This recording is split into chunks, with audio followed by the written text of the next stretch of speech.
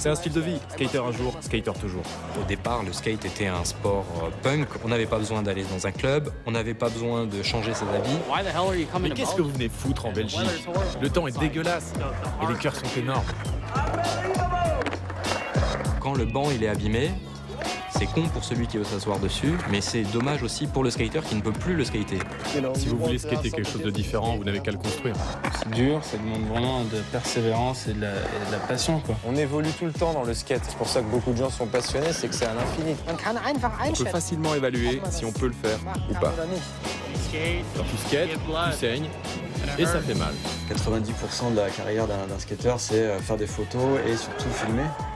À l'époque, il n'y avait presque pas de marque de skate à Berlin. Alors nous, on a pensé, ok, maintenant on est là. L'histoire du skate débute en Californie, mais ne se termine pas en Californie. Le skate, c'était plus d'où est-ce que tu venais, c'était comment tu le pratiquais.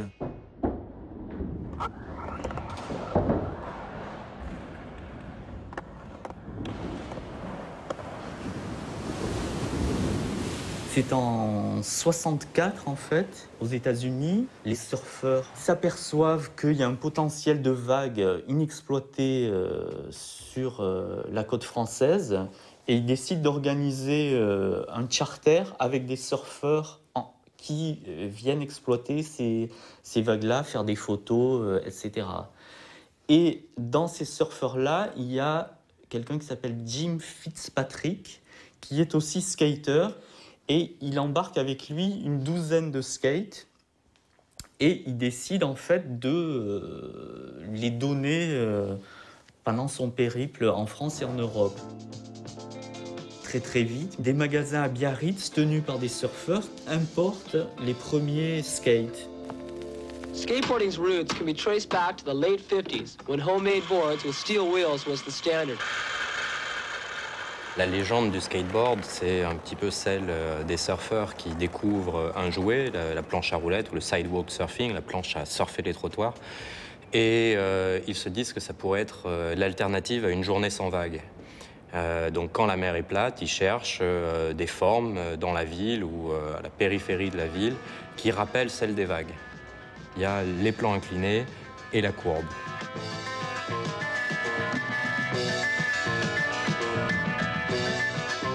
À partir de 75, avec l'apparition de la roue en uréthane, qui bouleverse complètement la pratique du skate, c'est un raz-de-marée. Ça part des États-Unis et l'Europe et la France assez massivement en 77.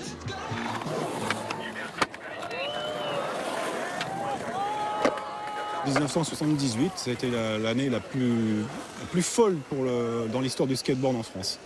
Parce que vraiment, là, ceux qui n'avaient jamais entendu parler de skateboard, ils étaient très très rares, puisque même le show business en était emparé, les chanteurs et tous les médias. J'ai dû laisser tomber les études en 76 pour ça, puisque j'ai été le premier professionnel français embauché par la firme Banzai, donc Jean-Pierre Marcon. Quand je montais pas des skates dans l'atelier, j'étais en démonstration sur les trottoirs devant les grands magasins, les grandes surfaces, les spécialistes du sport, ou que ce soit la Redoute ou ailleurs. Je voyageais beaucoup avec ces gens-là. Quand c'était pas des reportages télévisés, c'était pour des magazines, des photographes. On faisait des démonstrations pour les supermarchés, pour des petits bleds qui faisaient des fêtes de village. On était les clowns, quoi. Le cirque, c'était le cirque qui arrivait et les gens nous regardaient avec les yeux ahuris et en comprenant pas ce qu'on faisait, quoi, parce qu'ils avaient jamais vu ça, quoi. Pour eux, c'était un gadget de môme.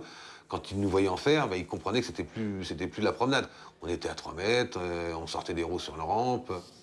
Des moustachus, c'est-à-dire des profs de gym ou des parents de skateurs qui se disent bah tiens, on va monter un club. Donc dans chaque région, il y a les compétitions.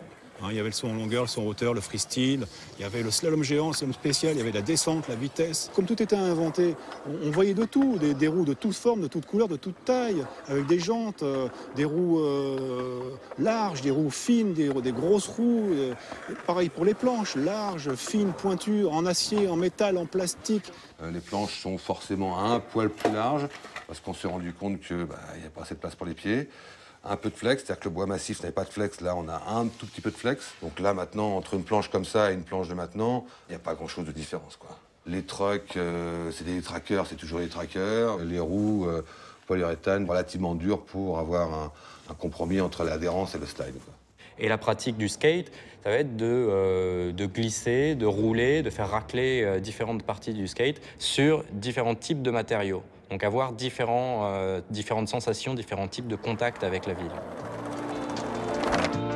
Le modèle du skater, c'est les cheveux blancs décolorés assez longs. Cool, voilà, c'est le mot de l'époque. C'est ce truc californien avec cette part mythique qui vient de cette région-là. Pour un jeune à l'époque, vivre de sa passion et en plus être payé pour faire sa pratique, c'est génial, c'est complètement génial. Et ça, je l'ai vécu jusqu'à, on va dire, 1979. À la rentrée 78, déjà, alors que ça a été vraiment un engouement incroyable, le soufflet retombe d'un coup. Oh, plus de sponsors, plus rien. Je devais faire des émissions de radio, ils n'avaient plus de sponsors, Perrier, Coca, etc. Non, on a donné dans le skateboard, on ne vous donnera plus, c'est fini. Et il y a eu une perte de cet engouement soudain, brutal. Très très vite, le skate est mort.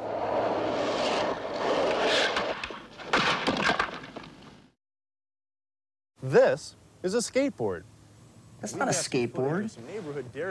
We're going to do a little adjusting here. Right here on Weekend Today.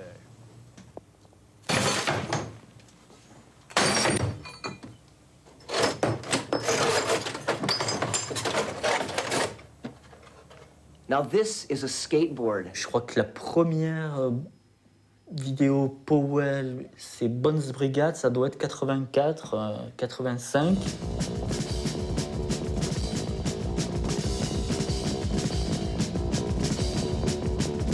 Je pense que Powell n'avait pas mesuré, lorsqu'il fait sa première vidéo, l'engouement que ça allait susciter.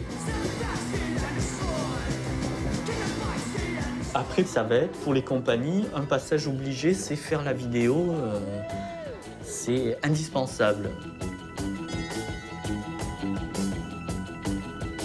Moi, j'ai plein de VHS copiés, de recopiés, on se file ça quand on se rencontre.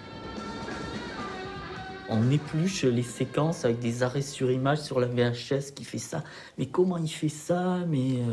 Donc les décalages aussi au niveau de la pratique se raccourcissent, quoi. Parce que la vidéo, elle est faite aux États-Unis quelques semaines après, elle se retrouve en Europe. Donc très très vite, ça permet aussi de faire que le niveau européen se rapproche du niveau américain. Le skate de rampe était tellement spécifique, ça a éloigné, si tu veux, l'élite des skateurs qui faisaient des airs et des figures incroyables à 3 mètres, et puis celui qui se retrouvait à avoir acheté une planche, et puis voilà, il avait la rue à sa disposition, le trottoir, mais il n'avait pas les rampes. Donc le street arrive là comme une bouffée d'oxygène.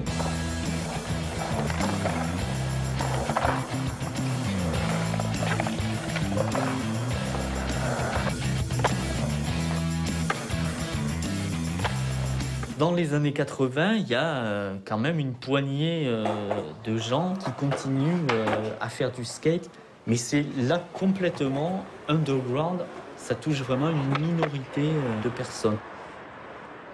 La vie d'un skateur à l'époque, c'était un peu un monde à part, parce que déjà, il n'y avait pas beaucoup de skateurs, on n'était pas beaucoup à en faire, donc quand tu croisais un autre skateur, que tu avais la chance d'en croiser un, tu prenais son numéro de téléphone.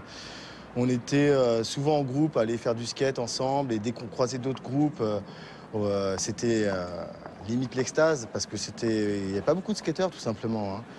On était un peu comme des ovnis, et c'était assez drôle, parce qu'on avait déjà un code vestimentaire qui nous différenciait des autres. Donc ça, c'est un des premiers tricks qui est arrivé. Ballness simple. Après, très vite, il y a eu un autre trick qui est arrivé, c'est les no-comply. Et les no-comply, c'est ça en fait. C'est juste, tu poses ton pied, tu fais la même chose, mais sans la main. Alors ça, c'est no comply flip. Tu tapes avec la main.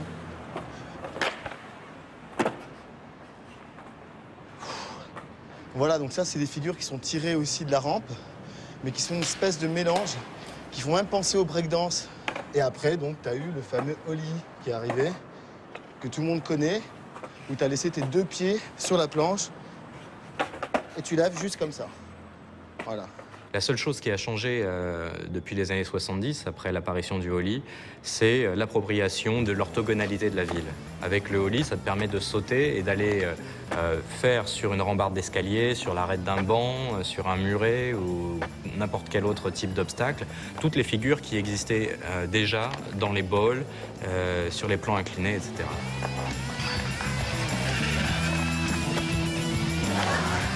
The great-grandpa was Mark Gonzalez, and his best friend, at least it appeared to all of us, was Nadas Kappas. They created the idea that street skating is a kind of skateboarding. Là, c'est vraiment, historiquement, le moment où les skateurs vont couper ce cordon ombilical avec l'industrie du surf et des gros groupes et se dire on va le faire nous-mêmes. Voilà, avec un mec comme Steve Rocco qui était pro-rider freestyler chez Sims, qui était une de ces grosses 5 boîtes qui tenaient le skate, qui part de chez Sims et qui commence à développer des petites marques. So he takes me to this wood shop where these old Italian guys make bar stools and dinette sets from the 60s. I gave him all the money I had, $6,000, and I bought 500 boards. And Skip showed me how to get them screened and where to sell them. Within 3 weeks, I turned my $6,000 into like $12,000. And I was just blown away. It's the most money I ever had in my life. En débauchant les riders qui étaient chez ces grosses marques et en leur disant d'abord vous êtes exploités, c'est-à-dire que vos royalties sur une planche sont de quelques dollars, moi je vous offre 5 fois plus, donc venez avec moi, c'est possible de se battre avec nos armes à notre endroit contre ces gros trucs-là. Rocco calls me one day, and I was kind of shocked because, you know, we never had really a rapport of hanging, you know. He says he wants to talk to me about maybe starting a company. At that time, I had just got off of Pal Peralta on the Bones Brigade tour, and it was one of the best times I had in my life, but it ended really shitty. And I don't know what, but the guy talked his talk. By the time I walked out of that place, I'd pretty much made up my mind to go to nothing. Some of the last words Rocco said to me that day was, I sort of feel the industry has turned on me in a way. I've had some bad experiences. Now I want to turn this around and run this industry and show these people out there that I can rule this industry one day. Les nouvelles compagnies créées par des skaters vont se servir de la vidéo, mais avec des moyens un peu cheap. Spike Jonze, photographe et cinéaste, commence avec de la vidéo de skate.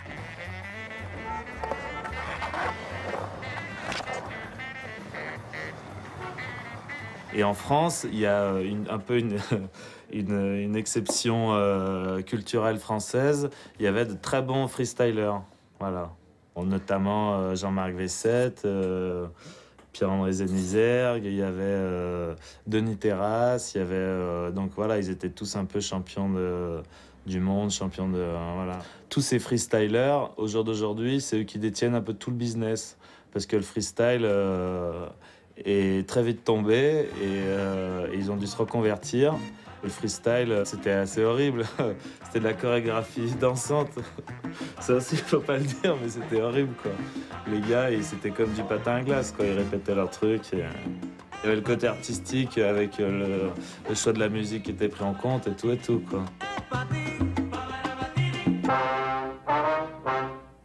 La fin de la deuxième vague a aussi marqué le début d'une période des plus intéressantes, en fait, que c'est vraiment la création du skateboard comme tout le monde l'entend un peu aujourd'hui, c'est-à-dire de voir des gamins qui passent par groupe de 5 dans la rue et qui font des figures sur le mobilier urbain ou simplement qui se déplacent comme ça, mais qui utilisent un peu leur environnement direct qui est le bas de chez eux, le bout de la rue et après éventuellement toute la ville qui s'accroche, on va dire. Et Daquelin, c'est, je crois, le premier à montrer que vraiment on peut s'affranchir économiquement et symboliquement aussi de ce truc américain. À cette époque, j'étais considéré un peu comme professionnel, c'est-à-dire que j'avais un nom sur une planche de skate. J'étais j'étais un très bon Européen et tout ça. Et il y avait quelques gars qui avaient mon niveau. Et pour en vivre, ils étaient obligés d'aller aux États-Unis. Voilà. Et les marques aux États-Unis ne te donnaient un salaire ou que si tu étais aux États-Unis. Tu existais à leurs yeux que si tu étais aux États-Unis. Et moi, j'ai pas voulu faire cette démarche. Et donc, j'ai croisé mon expérience professionnelle et personnelle en disant, voilà, il faut faire quelque chose en Europe pour que les magasins aient un produit moins cher parce que ce ne sera pas d'importation et pour que les skateurs aient un nom sur leur planche en Europe et touchent des royalties de ça. Il y avait un peu une ambiance générale de se prendre en main et d'essayer de créer notre truc sans du tout sans cracher sur le skate américain ou je sais quoi, mais juste de se dire, bah voilà, nous on vit ici. Il n'y a pas de vagues et en plus il n'y a pas forcément de ciel bleu, mais on va quand même faire du skate et on va quand même faire des trucs, quoi.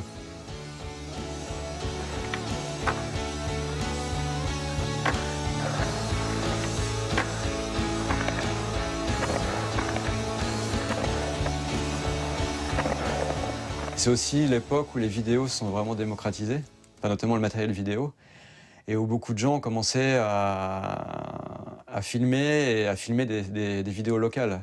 Comme Fred Mortagne qui, avec ses vidéos de Lyon, a absolument créé de toutes pièces la carrière de plein de skateurs lyonnais. Ce qui m'a vraiment motivé de filmer, c'était de documenter la scène lyonnaise et essayer de leur trouver des sponsors, en fait, parce que j'étais convaincu qu'il y avait un super niveau à Lyon. Certains mecs étaient vraiment très forts et du coup, l'idée c'était de se servir de l'outil vidéo pour faire circuler l'information parce qu'à l'époque, voilà, il n'y avait pas beaucoup de choses qui circulaient.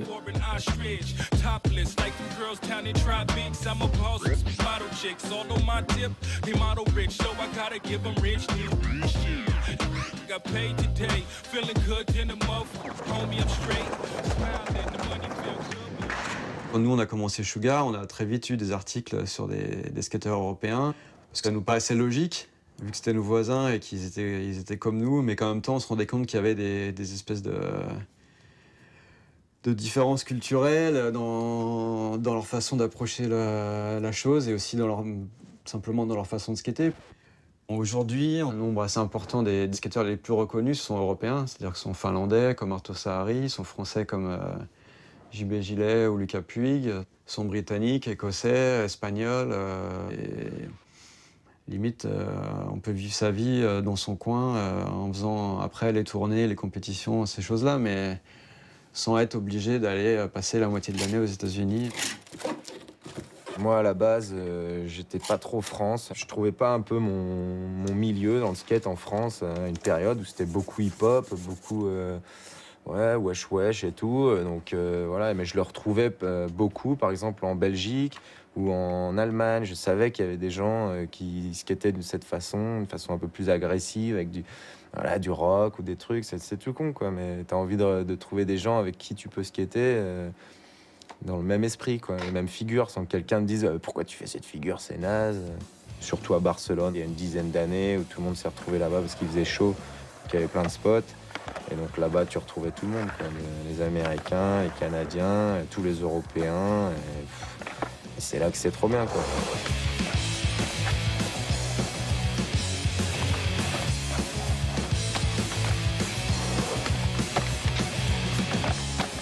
Je devais être un des premiers gars, vraiment, on va dire, un gars sponsorisé, pro-skater, qui débarque à Barcelone pour faire du skate et y déménager pour de bon, quoi. Beaucoup de gens faisaient des allers-retours en hiver, des trucs comme ça. Et